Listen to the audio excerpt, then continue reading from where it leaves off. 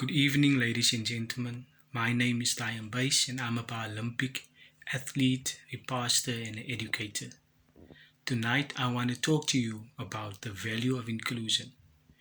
Inclusion is many times seen in reference with people with disabilities, but inclusion is a much very broader term. Inclusion talks about giving the people the opportunity to be part of something. And when I talk about inclusion, I'm talking about people that are in various social classes. I'm talking about people with various backgrounds to be included.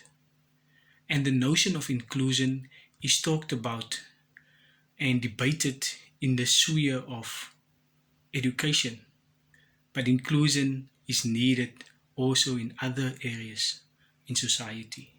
Inclusion is needed in sport, included is needed in companies, in workforces, in workplaces. Inclusion is also sometimes needed in families, where we need to include others that are different to us.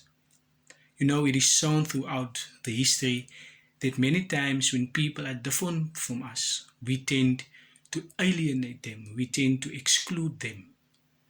But in society, we now know that we can include others, even if they share different views and have different ideas about life.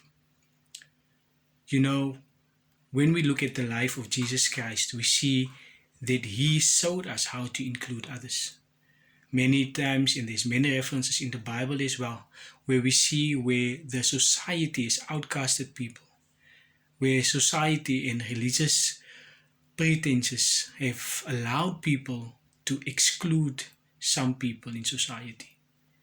But tonight, if we are followers of Christ, we need to be more inclusive. We need to be more forgiving. Jesus spoke to a blind man and about the blind man and why he was blind. His disciples asked him, "Why is this man born blind? Is it because of the sin of his parents?" And Jesus said, "No, it is because my glory will be seen through him, and this has been my testimony." I had this question as a young man: why am I the one with a disability? And later in my life, I discovered it's because God wants to show his glory through my life, and he has showed it in various different ways. With my relationship with Christ, I've learned that I have value, that I am worthy, that I am a son of an almighty king, that I'm called his child. And I just want somebody out there to know that even though you have a disability, I just want you to know that God values you the same like anybody else.